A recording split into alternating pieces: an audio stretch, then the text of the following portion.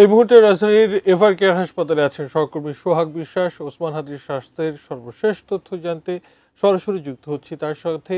সোহাগ, ডাক্তারদের কারো কাছ থেকে কোনো তথ্য পেয়েছেন কিনা? হাদির এই মুহূর্তে সর্বশেষ অবস্থা কি? হাসপাতাল প্রাঙ্গণেই বা এই মুহূর্তে কারা আছেন?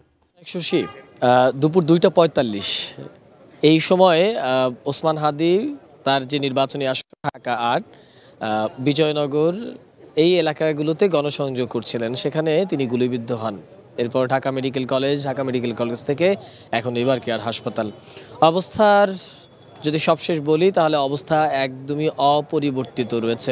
অর্থাৎ ঢাকা মেডিকেল কলেজ হাসপাতাল থেকে এখানে আনার পরে আগেও যেরকম অবস্থায় ছিল ঠিক একই রকম অবস্থায় রয়েছেন, তিনি সংকটাপন্ন অবস্থায় রয়েছেন। তবে চিকিৎসকরা যেটি আমাদেরকে সর্বশেষ আমরা কয়েকজন ডাক্তারের সাথে কথা বলে যেটি জানতে পেরেছি যে ওসমান হাদির শুরুর দিকে অর্থাৎ ঢাকা মেডিকেল থাকা অবস্থায় যেরকমভাবে তার হার্ট বা অন্যান্য যে অর্গানগুলো একদমই কাজ করছিল না, সেই জায়গাগুলো থেকে এখন সেই যে জায়গাগুলো সেটি কিছুটা এখন সচল হয়েছে।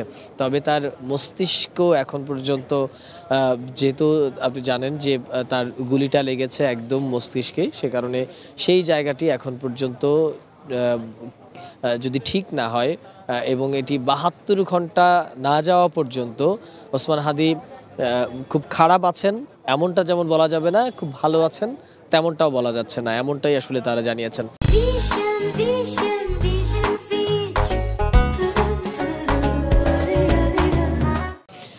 এখন পর্যন্ত এখানে ওসমান হাদির যারা শুভাকাঙ্ক্ষীরা রয়েছেন, অভ্যুত্থানের যারা শক্তিরা রয়েছেন, তারা আসছেন, এসে প্রতিবাদ করছেন। কিছুক্ষণ আগে ডাকসুর ভিপি সাদিক কায়েম এসেছিলেন, তিনিও জানিয়েছেন যে ওসমান হাদির উপরে যে এই হামলা বা এই যে গুলিবর্ষণ, এটি আগামী নির্বাচনকে বানচাল করবারই একটা ষড়যন্ত্র এবং এটি পতিত স্বৈরাচার সরকার যারা পরাজিত হয়েছে তাদেরই একটি ষড়যন্ত্রের অংশ হিসাবে এই ঘটনা ঘটানো হয়েছে এবং অভ্যুত্থানের যে শক্তিগুলো রয়েছে তাদেরকে পর্যায়ক্রমে টার্গেট করা হবে এমন আশঙ্কাও তিনি করছেন।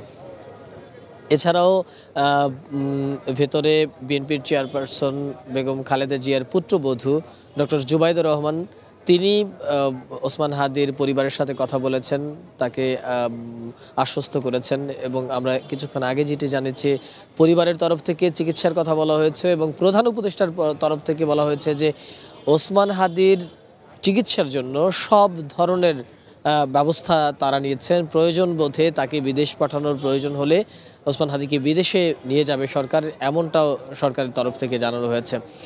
সে কারণে ঐশী আসলে এখনকার যে পরিস্থিতি সেটি যদি বলি যে ওসমান হাদি এখন পর্যন্ত একদমই অপরিবর্তিত রয়েছেন, তিনি যে সংকটাপন্ন আছেন সেটি রয়েছেন, অবস্থার কোনো পরিবর্তন হয়নি।